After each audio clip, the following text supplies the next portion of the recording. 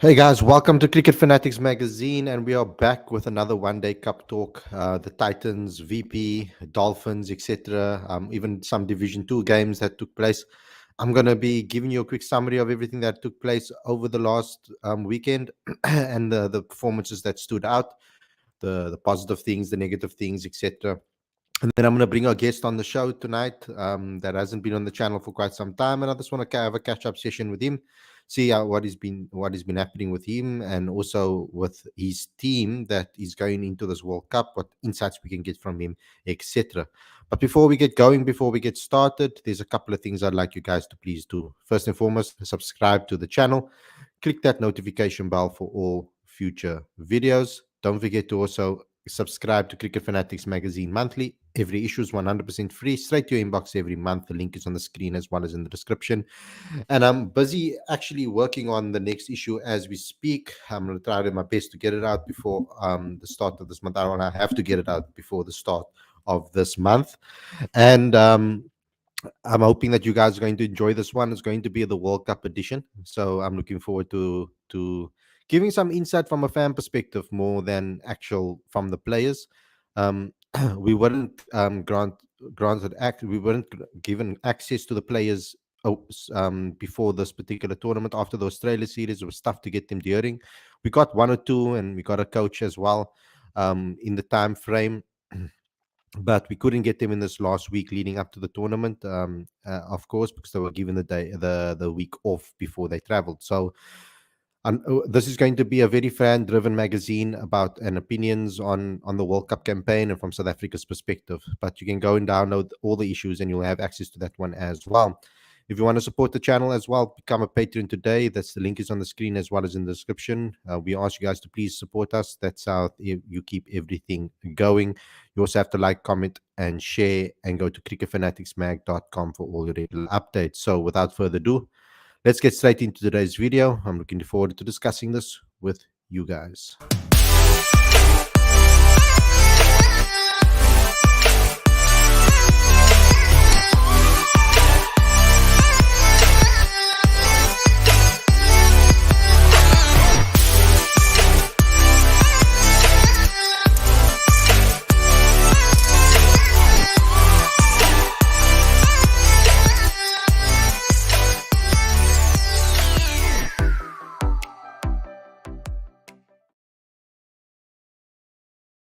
A very good evening and welcome to Cricket Fanatics Magazine. This is your daily show. I'm your host Khalid Mohidin, and this is the show where we talk about all the major talking points in South African cricket.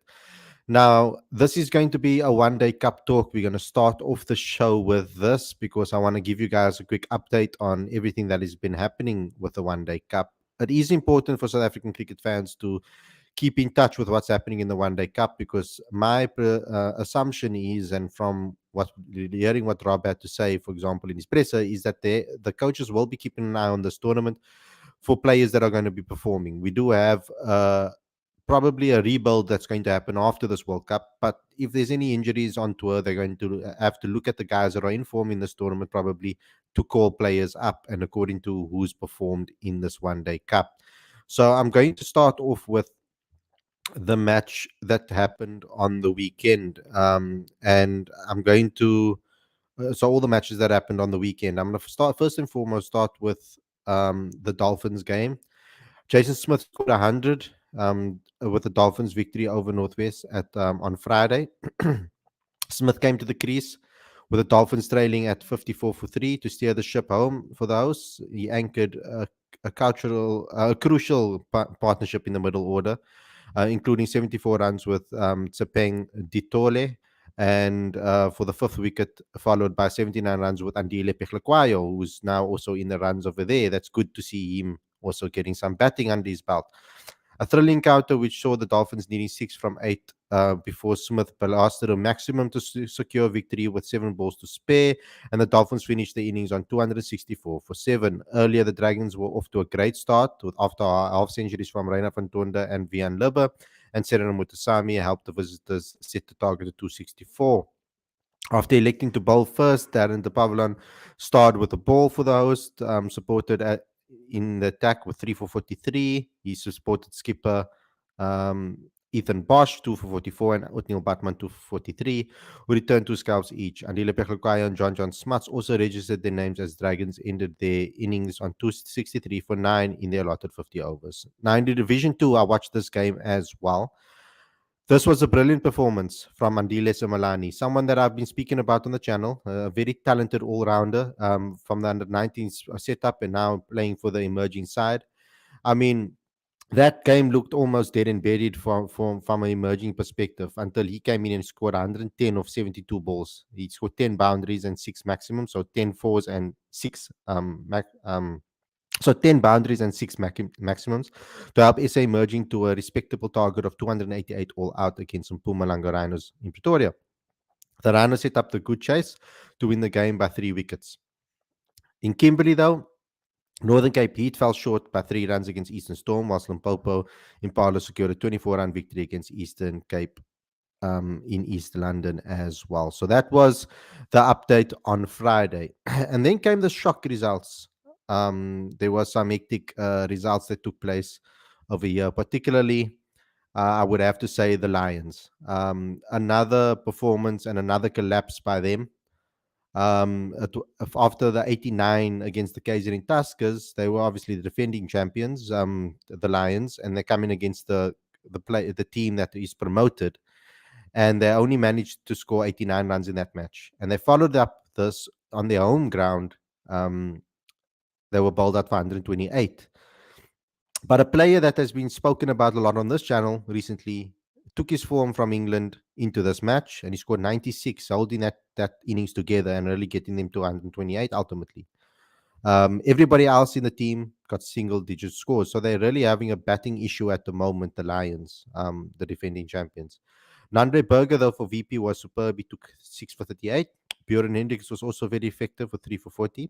And Western Province chased down the score with ease to claim a 10-wicket victory. Tony DeZorzi scored 68 or 46 balls, and Jonathan Bird scored 61 or 52 balls. They scored 129 in 16.2 overs. And then the Titans the Titans played the Rocks as well. It was another one-sided game. The hosts scored 380 for 7. Dean Algotop scored with 103 of 99 balls, and Donovan Ferreira also scored a milestone with 63 or 40 balls. Brilliant performance from Donovan, really putting up his hand, I think, for a potential ODI call-up very soon. I'm hoping that he does get it. I think that he would solve a lot of problems in that lower order, especially if he can get more performances with the ball as well under his belt.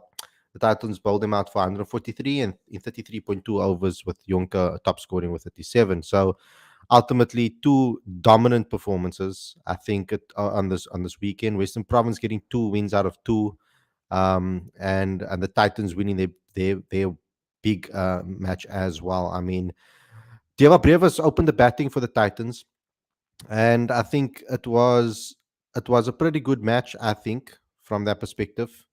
I think that he showed some good signs early on. I'm happy that he's getting some game time as well. It's very important that happens.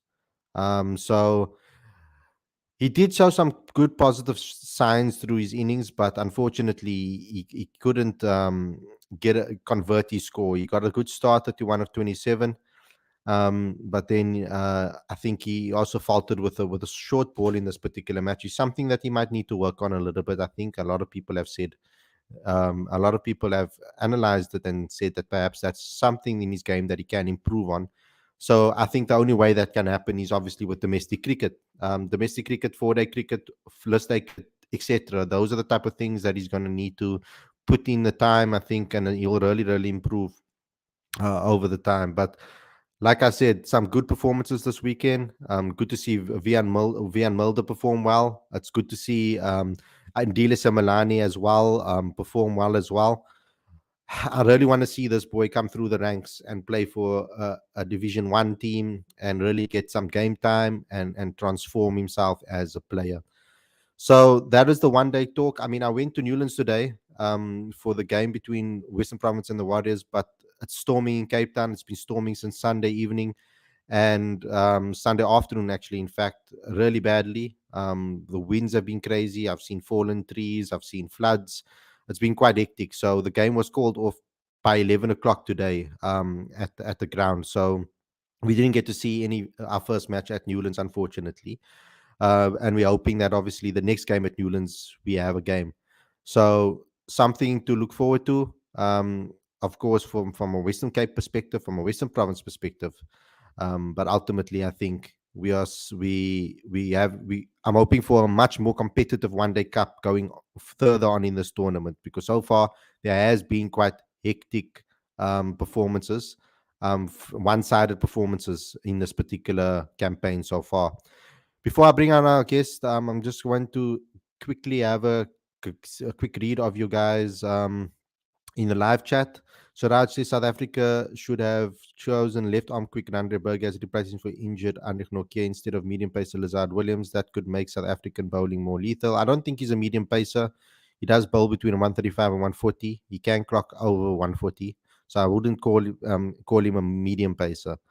I have been watching quite a few, and Nanda has been he's been picking up he picked up a lot of injuries over the last 2 years, so he needs some consistent game time, I think, to re position himself as one of the favorites to get a call up to the national side. I think Laola last season he was out, where Lazard was working hard and doing well for the Titans. So I think Lazard does deserve his call up. I think it's a bit unfair to dismiss Lazard the way he has been. I've seen some fans dismiss him, and I think he does deserve it. He's worked hard. He's been consistent in domestic cricket over the last couple of years. Played well against Australia in the T20s in a team that was suffering against that team, against Australia. I think he deserves an opportunity to and recognition. I've been Vian. What did they say? Sorry, oops, I messed that one up. I've been watching quite a few previews of our squad by various analysts. Nobody is rating our squad. Everybody said that no depth in the batting and won't make the semis, says Dex. Vian Mulder was lone warrior man. He is talented, just needs to believe in his abilities. Andile Similani is one black player along with Kwena Mapaka is the real deal and real talented. I think there's a lot more black African players that are talented in the country. We just have to see them play more and more consistently and put on those performances. Ethan Cunningham has played very destructive innings today against Eastern Storm, given a very flying start to the SA emerging side today. It's good to see Ethan also in the runs. It's great to see that, because he was a very talented young player, and we're just waiting for the opportunity for him to really show his true ability. He was struggling a little bit in competitive games. Like for the example, in the World Cup, he struggled. Under 19 World Cup. The game here in Pretoria on Saturday was nice, says DT. Joan James is also a handy all rounder. Holly Brother, Jaspert Vega, and Steve Stork are the two rookie batters who are really gifted, talented batters like legendary AB de Villiers. It's very difficult to compare to AB de Villiers so early. I think we need to give these boys an opportunity to maybe settle themselves before we start labeling them like this. I think that's a mistake that a lot of people make when it comes to young players. We tend to label them so soon and heap so much pressure on them. It happened with Jason Smith, Vian Mulder, Deval Brevis. So many young players have been labeled as the next this and the next that. They should be given the opportunity to be able to prove that they can be their own player. I think that's something that they need to do. TT, how you got it? I'm fantastic. I'm doing great. I saw on CSA's Instagram, JP Dumney was wearing a SA World Cup shirt that doesn't look like our now, like our one. Now are we getting a World Cup kit? I'm hoping so. I'm not sure when if you are getting a World Cup kit, I'm waiting for the announcement. If anything happens to one of our quicks over in India, Darren De Pavlo, in my opinion, should be on the plane. In my opinion, pace, swing, and control bowled well Friday. It looks similar to the 2015 one, says DT. Harley brother Jason Stiff deserves recognition at the highest level now. I think after this season he probably will. He's been doing really well. His move to the Dolphins has really paid off. So I think they will start looking at him, because he is someone that is an all-rounder, but he doesn't really bowl that much with the Dolphins at the moment. They mainly focus on their spinners. So I would like to see him bowl a little bit more as well. So that's the One Day Cup talk out of the way. And I want to move on to a segment. I wanted to catch up with someone that hasn't been on the channel for quite some time. He's my co-host that has been had a little break from the channel. Welcome back, Aditya. How are you doing, sir? Thank you very much, brother. I'm doing very well. How are you? I'm good, thank you. Good, thank you. Now we're back into the mix with the cricket season. So Yes. I'm looking forward to it. It's going to be very busy. We go straight into the domestic season now, and obviously the World Cup's coming up very soon, which is a major talking point for both of us. I mean, obviously for you, obviously being in India in your home country. So I wanted to get your thoughts on this World Cup. How are you feeling about it? Are you going to be going to some of the games? Or are you going to be present in India, or are you going to be in another country? What's going to be the case for you?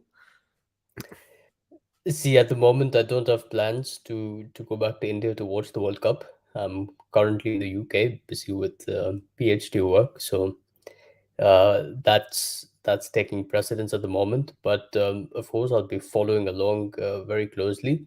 Um, Also, I think just the logistics of watching a game at this World Cup is just crazy because flight prices and hotel prices have, like, particularly in Ahmedabad for the India versus Pakistan game, have increased by over 400%.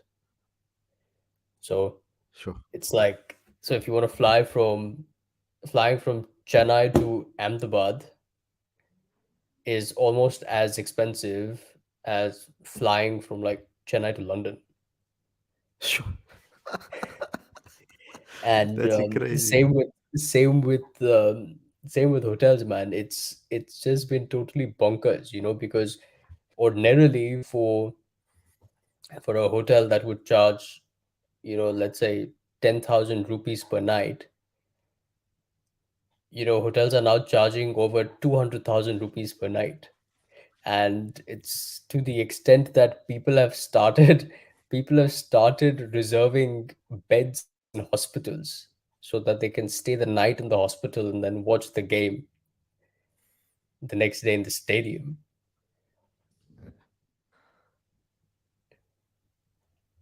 So I wanted to actually ask you the main thing I actually wanted to ask you on this show is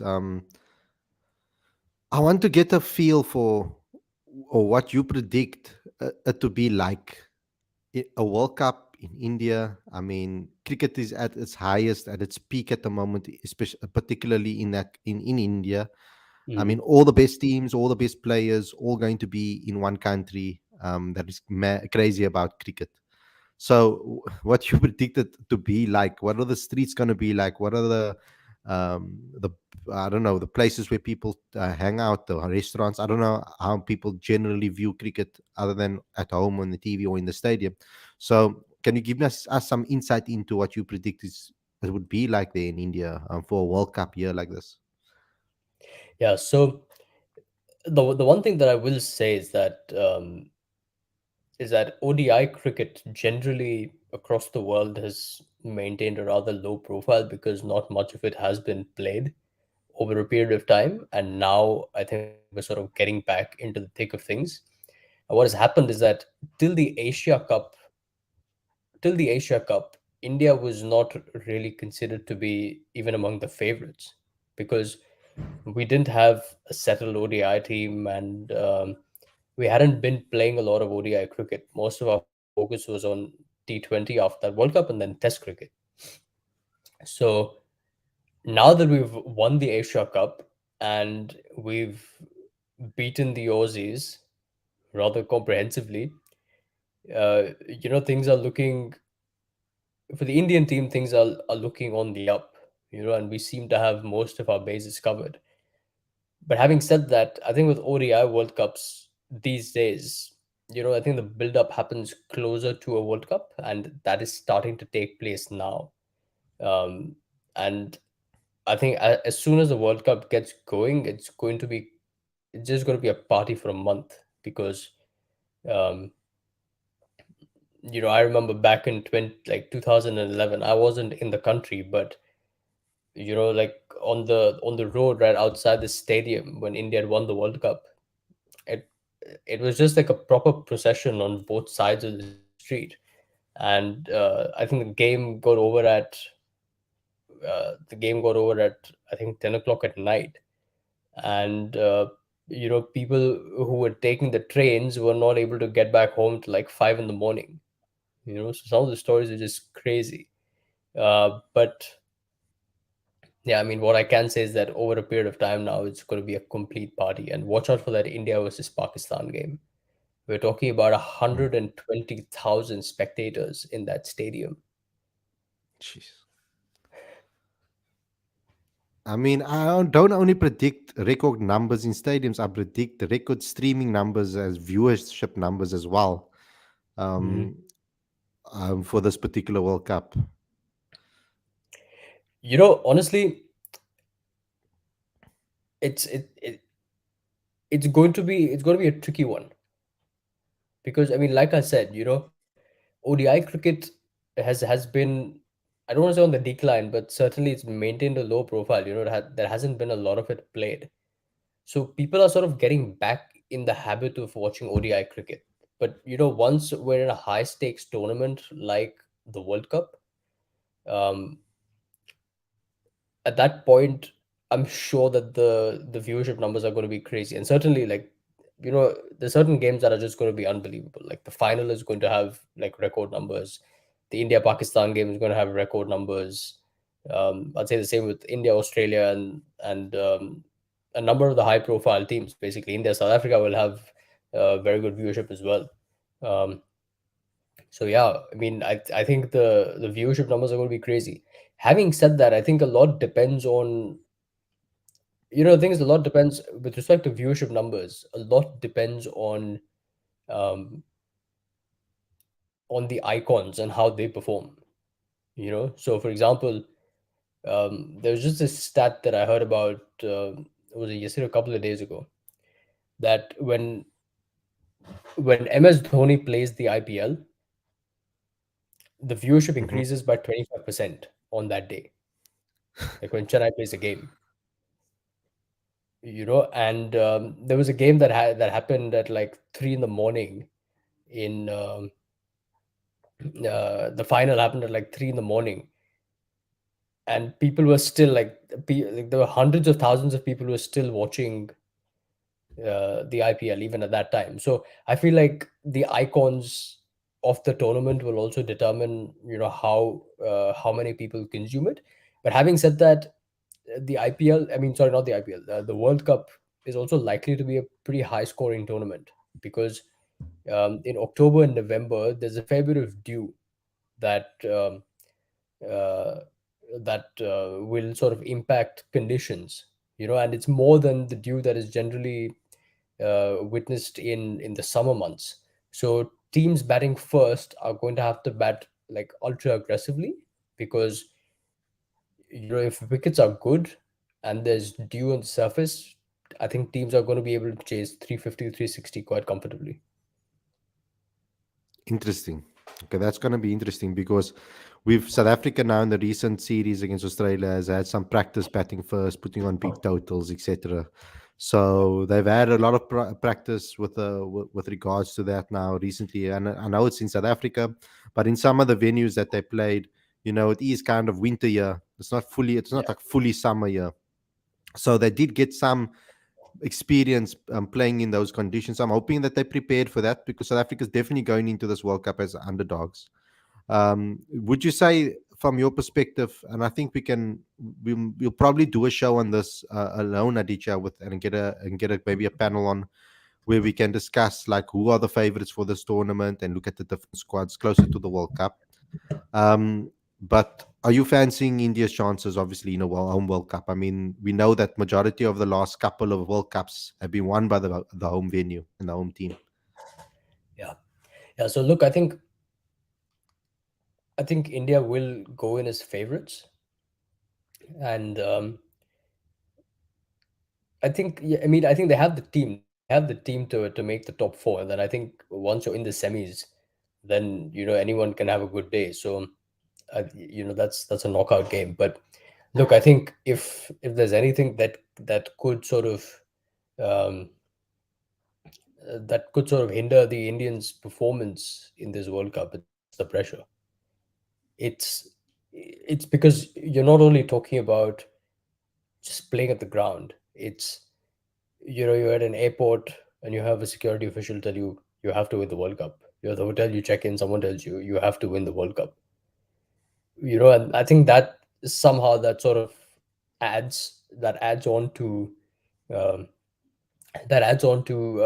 the pressure that you already have being an Indian cricketer and playing a World Cup on home soil.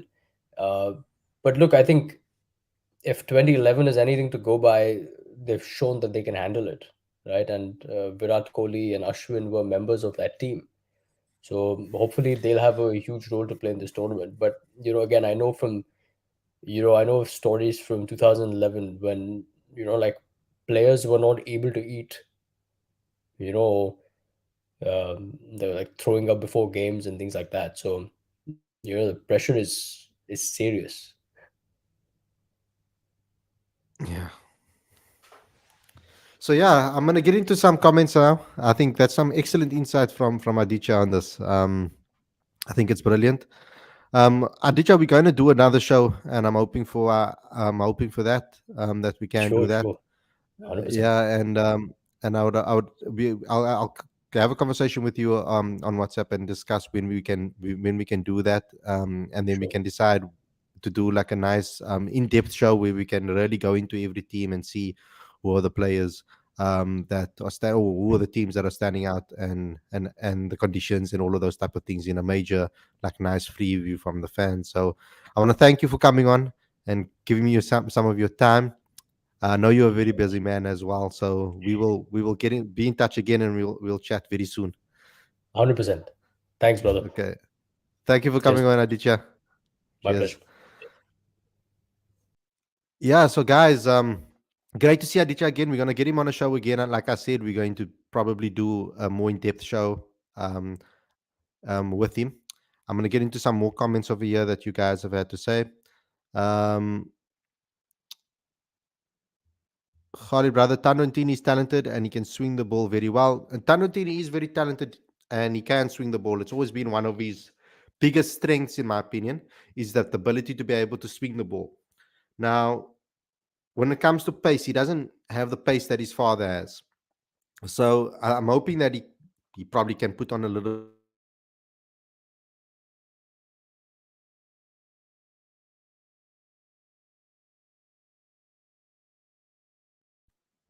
and a whole lot of other things as well. It's not only just about ability; it's gonna it's some genetics as well.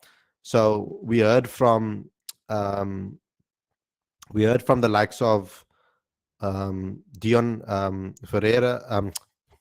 Why did I miss that up? We heard from Dion in the week as well. Um, Dion Forrester, sorry, that someone like Andrich Nokia is someone that wasn't necessarily bowling that quickly, and then he found ways to obviously increase his pace and improved his pace over the years. So that was some interesting insight from a player that always was as obviously has more insight than us when it comes to these type of things. Um,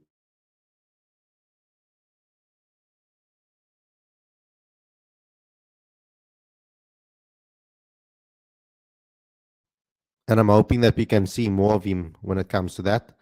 Another thing that I want to maybe speak about with regards to Tando is we mustn't forget about his ability to bat. He's very talented with the bat too. He actually started his career as a batter, as a young batter. So it's not only his bowling that we need to watch. I think he has a lot of potential with the bat too. So that can come in handy in the future. And I hope that he is working on his batting because he can definitely be a very important player for his team and hopefully one day the Proteas too. Holland, Andre Berger, and De Pavlin deserve a chance. They have been playing really well for their teams, respective teams, in the last couple of years, and at some point they do deserve a chance. Um, it's something that we do need to see happen because I mean they have pace and they have something different. I mean, yes, Darren De Pavlin has been given an opportunity before, but he hasn't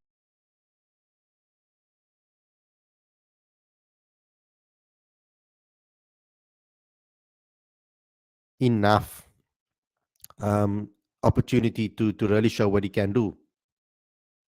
So I'm hoping that in the future he does get more opportunities.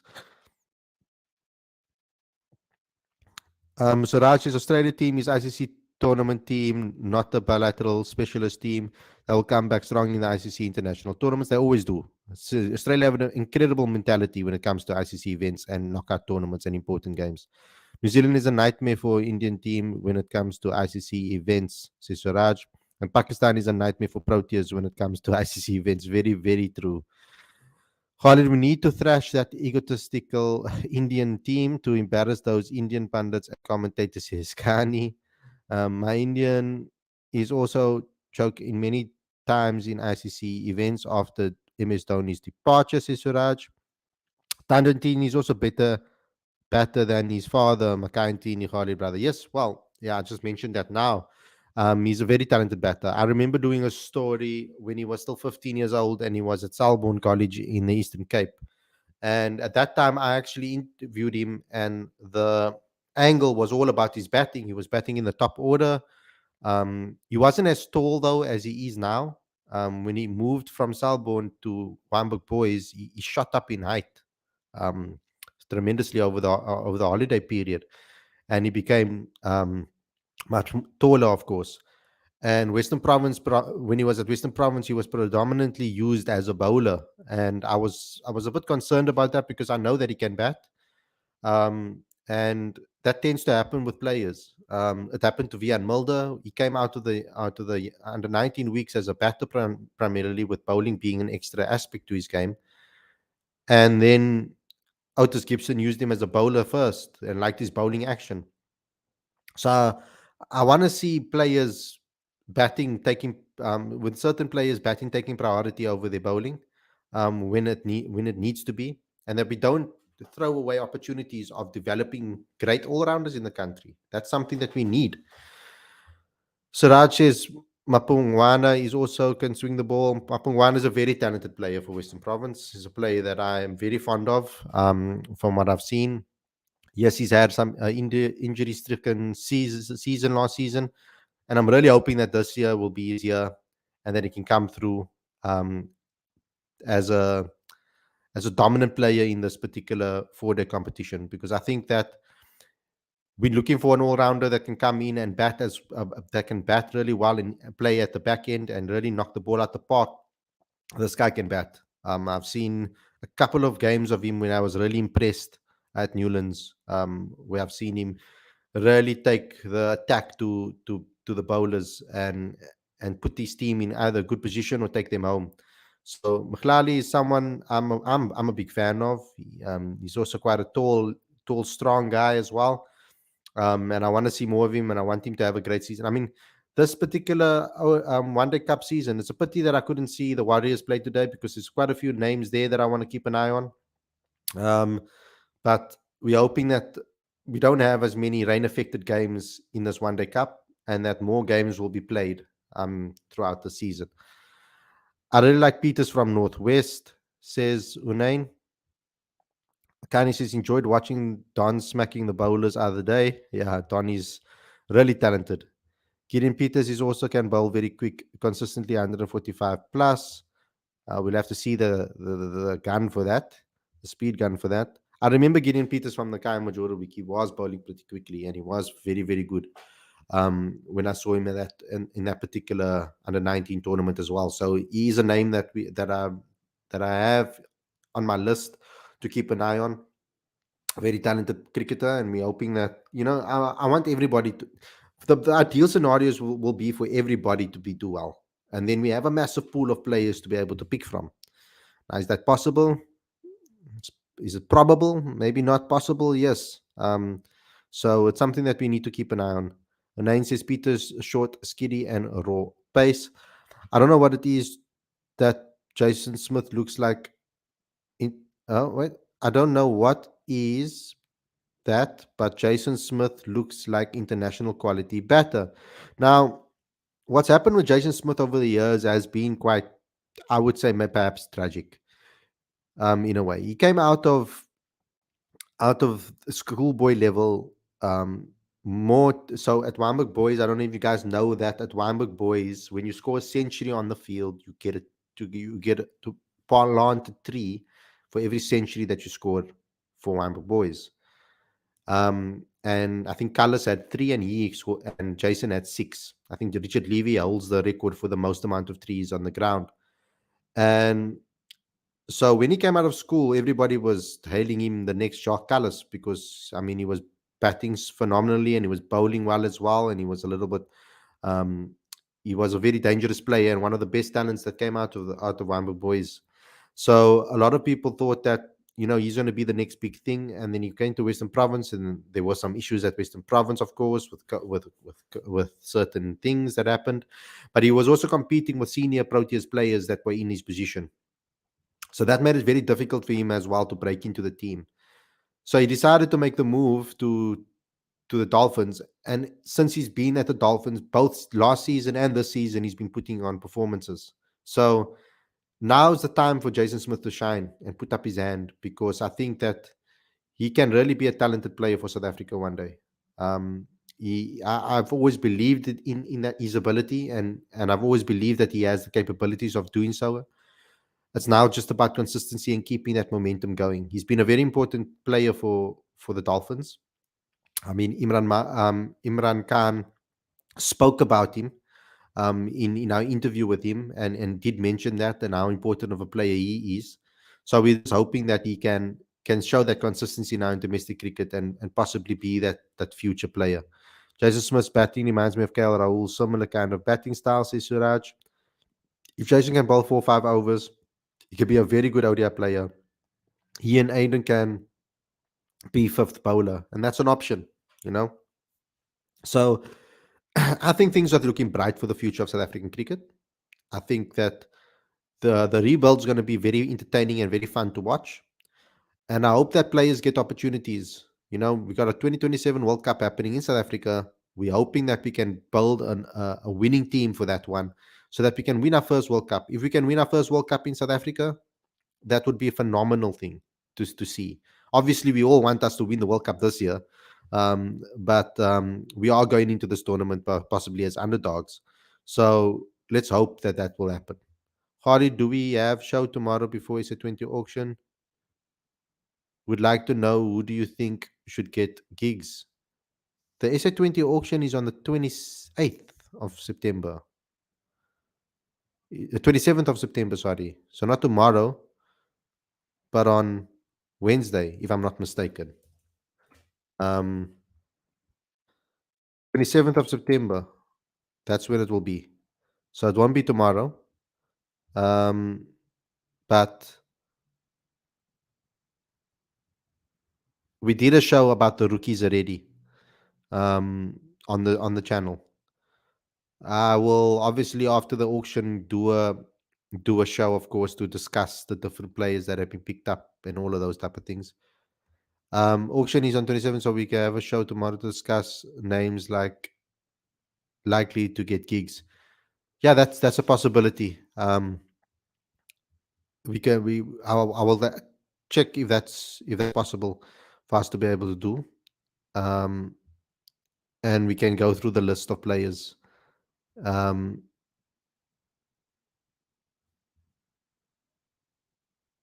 yeah, we can go through players' names and stuff like that. I'll see if that's a good opportunity for a show like that tomorrow.